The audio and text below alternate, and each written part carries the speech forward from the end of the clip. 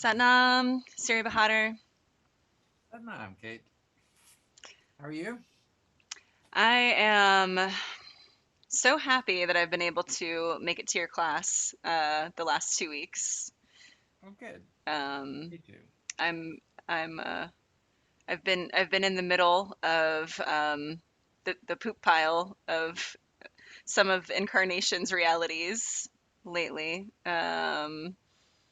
So I think we're all going through it.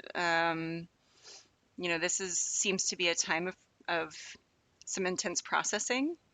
I know several of my own clients and close friends, we all seem to be kind of going through.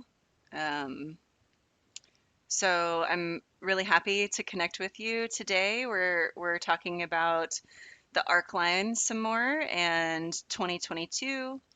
And I gotta say, I'm not 100% sure what you've got in the pot stirring for February and the rest of the year, but I will say that the last couple of classes that I attended of yours were some of the most profound I've ever experienced. And I've been a student of yours now for a long time and had some doozies.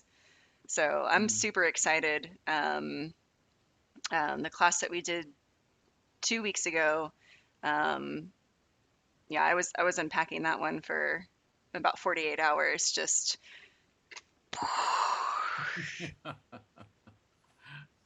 and Yeah. I'm also an instructor for anyone who's watching and doesn't know.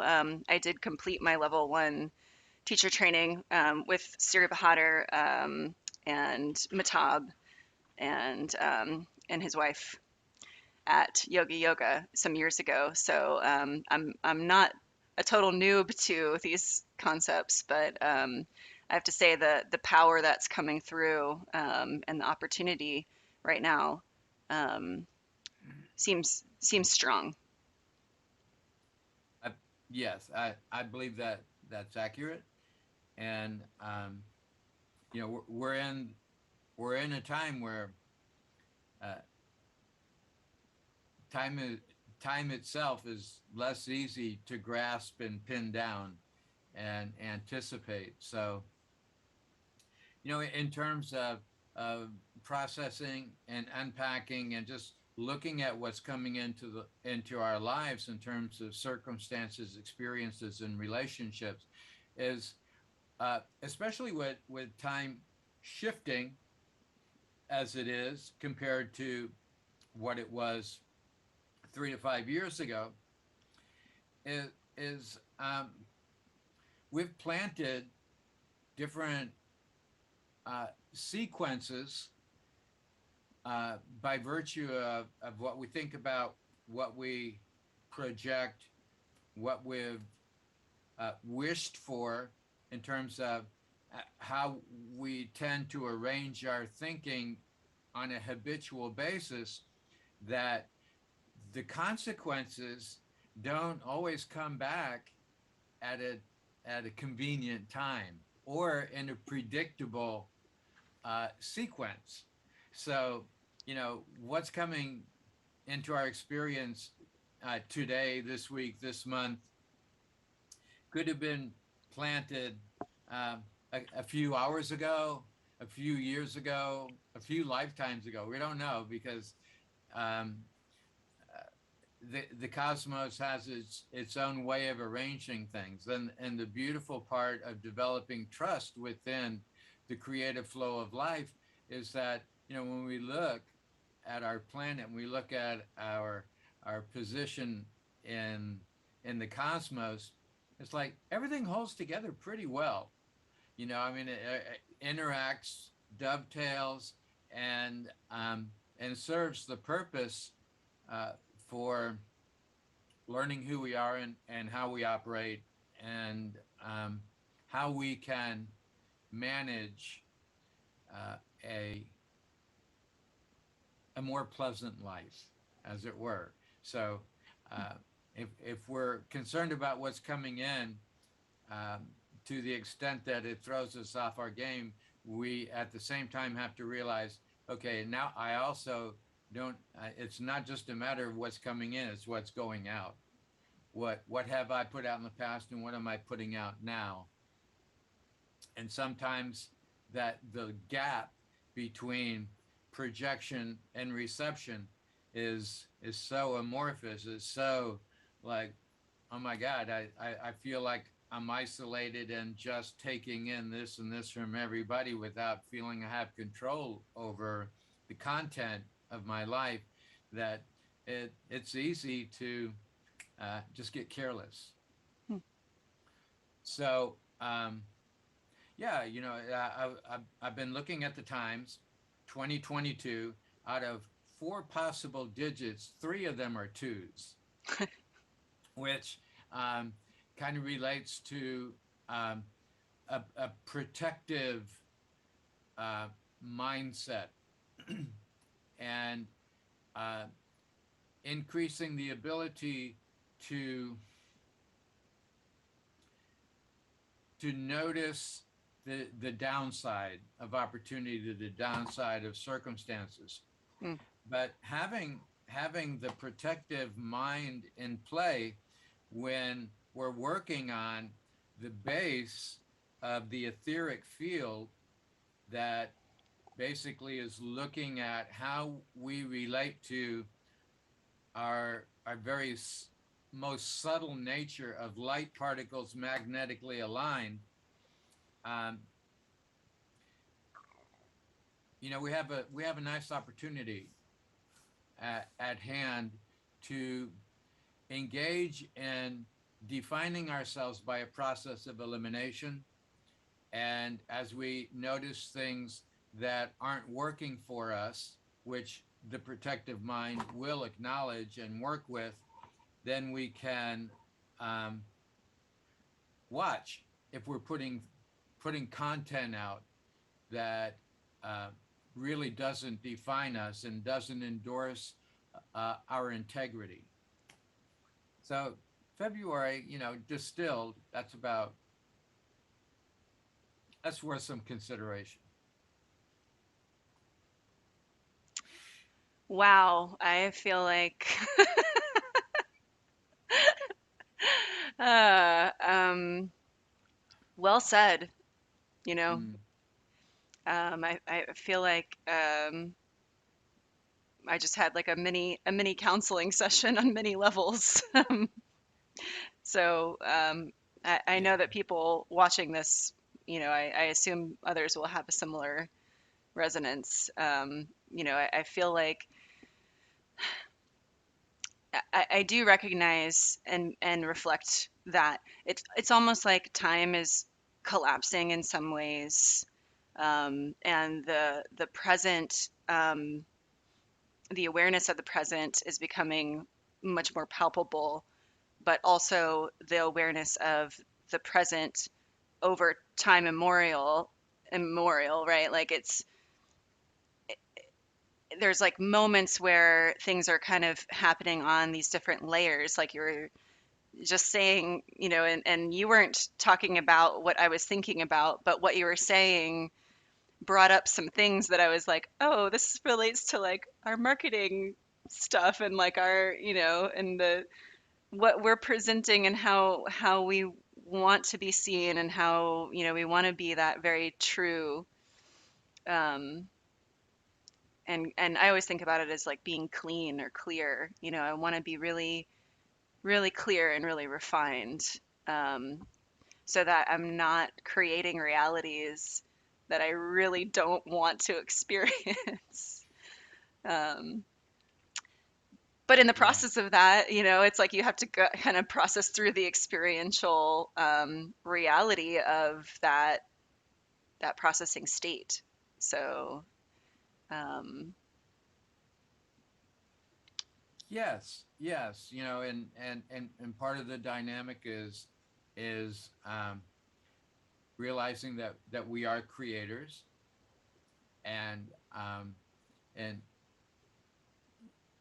and in the acknowledgement of that, we have to realize that we weren't necessarily taught to think in that way, to act in that way. Um, basically what's dominant within our culture and institutions is is that we're victims and people do things to us. And so, you know, it's all well and good to think that, but um, the yoginis and yogis are that are really doing a serious work, clearing up clearing up the act, acknowledging shadow and challenges. Uh, the really serious ones are dealing with Shiva, Durga, and Kali. You know, because they You are just the got like, ones that are not. I know. I know. It's like I used to not even like to pronounce those names, you know. But the thing is, they are so secure in their integrity that they will shine the light on anyone that calls on them or deals with them and say, "Oh, you want to know what's wrong? Here it is." You know, and by the way, if you really want to deal with this, I'll help you deal with it, but um, it won't look pretty at first, right? And so, is that the and in that way we get to choose our directing relationships. Do I want somebody to just tell me, yeah, yeah, you're all right, everything is good, don't worry about it? Or do you want someone to say, uh, did you look in the mirror and notice that piece of spinach in your teeth, right? And so um, Shiva and Shivananda, the bliss of finding what's wrong, is uh, is indeed a potent blessing, even as it's a blessing in disguise. So we either get to choose to deal with that on our terms in our time by saying, okay, I'm ready, or we just wait for it to form some kind of tsunami that can't wait to be dealt with any longer. So uh, this month we're going to just take it a little bit at a time, a little bit at a time, but still noticing um, yeah. Oh my God, what have I done? You know, it's kind of like the talking heads. You know, it's like, oh my God, what have I done? But um, it's easily resolved, easily resolved. um, so I have two sort of questions. One is a personal philosophical question or curiosity. Since we brought it up, and I also don't like to name names too much. I have my own personal relationship, and I when you said those three, those are the three that have been perpetually in my vibrational sphere the last recently, and I have a strong connection and identification with Shiva, and curious, since we've opened the gate, I'll ask you.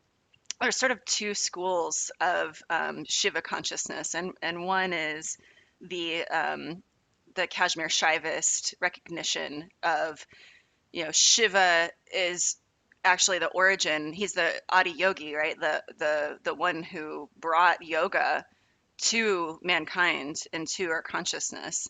And some believe that Shiva is like, the all in all, but he's also the void, right? So it's actually Shiva that's sort of at the center of all of this. And then the other school of Shiva is the sort of vibrational personality aspect of Shiva, where he's more of an avatar or an embodiment of this sort of destructive, very strong, divine masculine, destructive creator, and he's more of a persona. Um, and so, can you give any kind of feedback or share any of your personal insights or downloads related to that? Um, This is a topic I'm very personally interested in from a religious and philosophical sort of perspective. So, yeah, yeah. Um,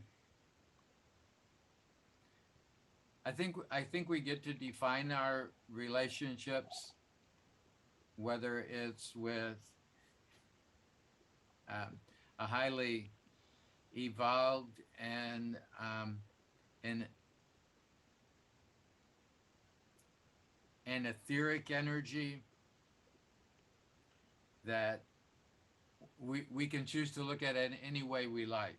It's like a lot of us have an idea of who, what, and the nature that we project just on the divine in general. You say God, depending on what discipline you're coming from, it means different things and has different qualities. But but in fact, in looking at that uh, universal creative intelligence and energy, we like to think that God is like us, but you know, I don't think reality could be any further. Uh, um, uh, to me, and what I'm engaging in, that doesn't compute. And I think we do the same thing with these with Shiva, let's say, or you know, like not Baba Ramdas, but Guru Ramdas, or any high, highly developed and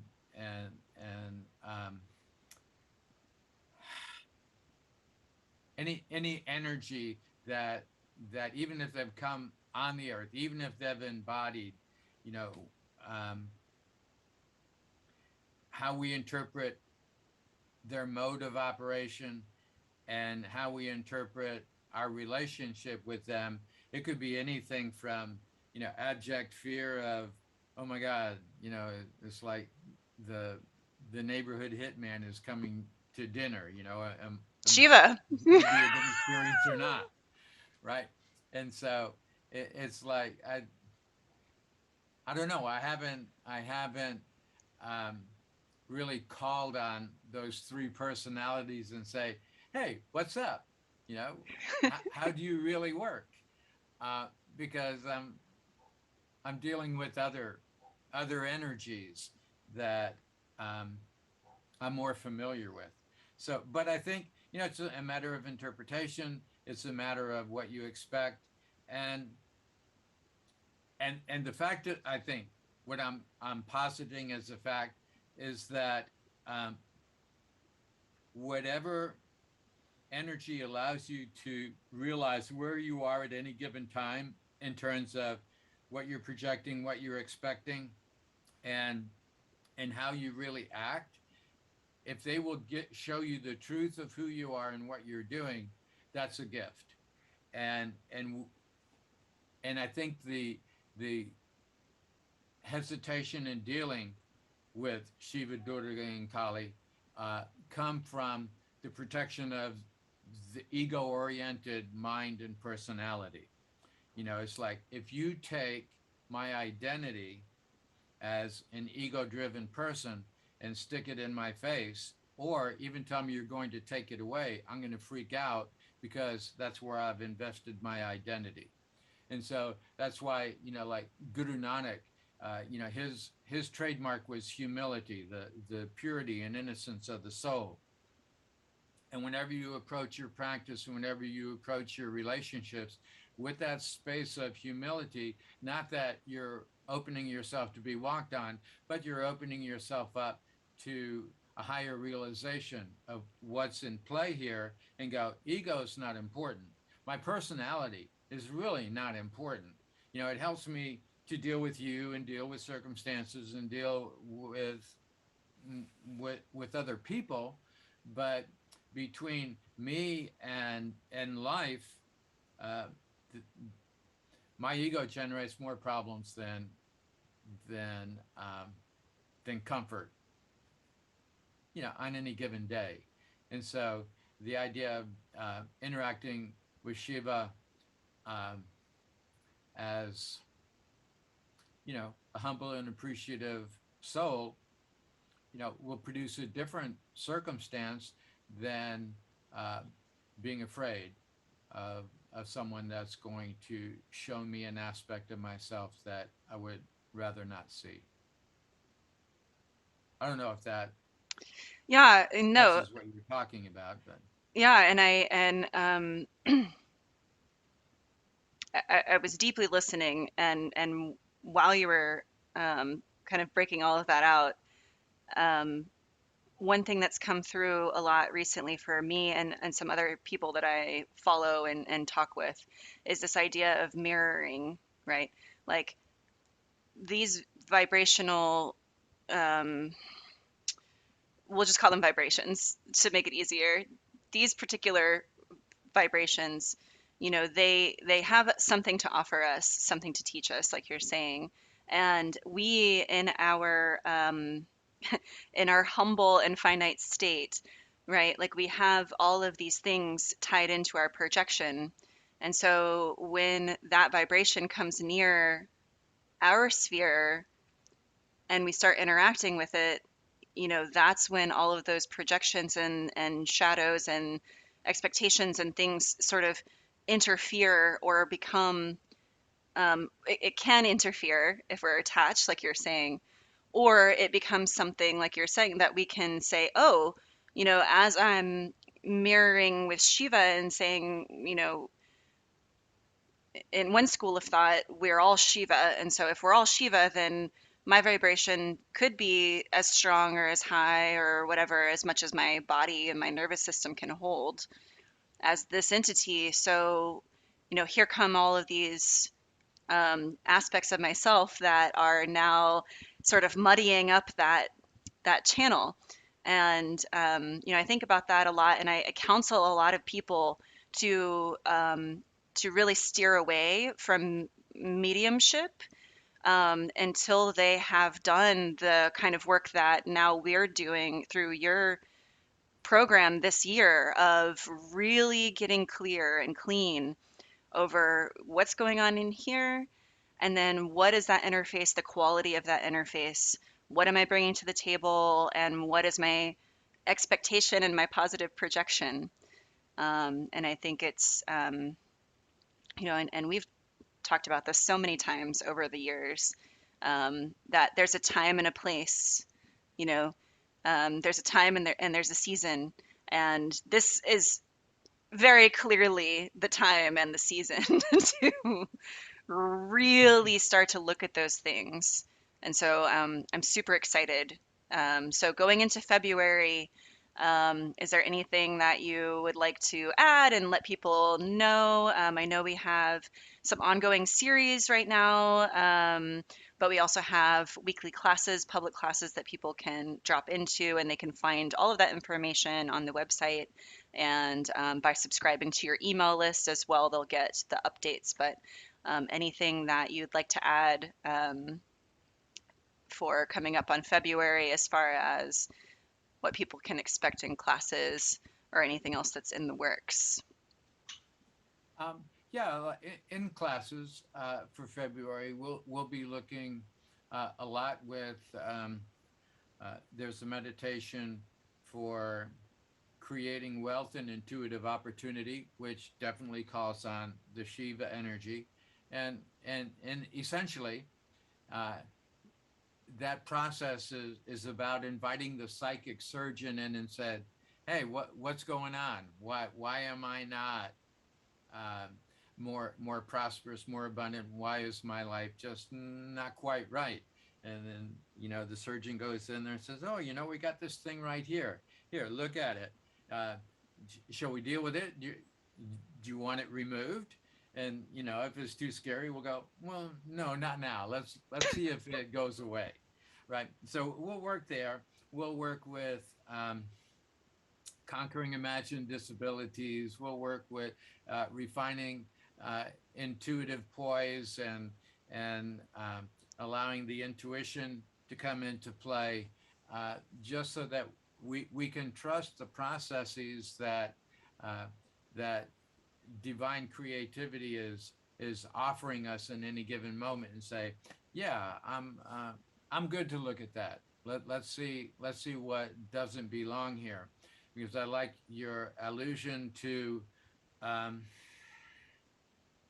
it was recognizing the shadow, recognizing what's blocking our light and our presence from fully working and coming through clearly. The whole idea of using the protective mind and using uh, the arc line to reinforce our integrity, and the protective mind to notice what doesn't belong in the picture, is like taking all those layers of veils between the light of the soul and how we identify, and just maybe one by one removing them, or taking apart that big ball of rubber bands. Every thought, every piece of resistance, it's another rubber band off that ball that's preventing our core from being experienced. So yeah, that'll be a key, and determining where we go in this coming month. Well, I'm super excited. And this is a little bit of a personal caveat as well.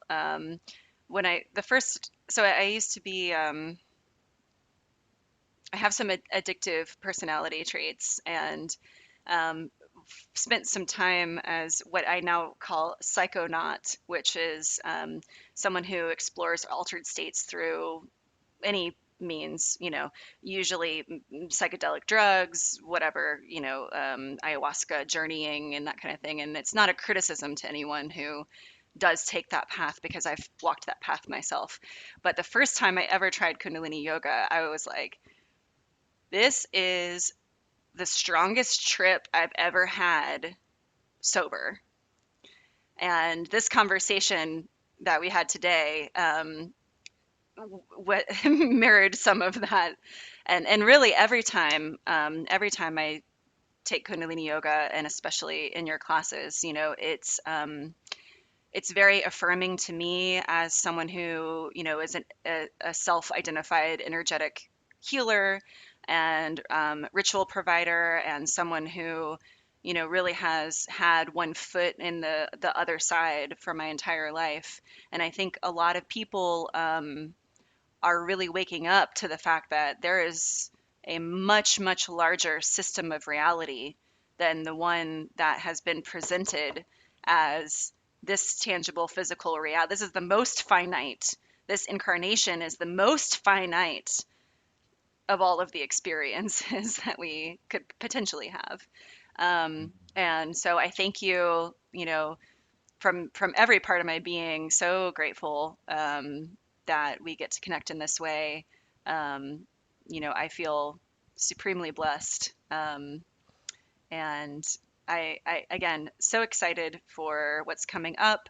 I really hope that this conversation offers other people healing and insights, because I feel we had a powerful. We really touched on some things that people are struggling with right now. And I think that there is a lot of,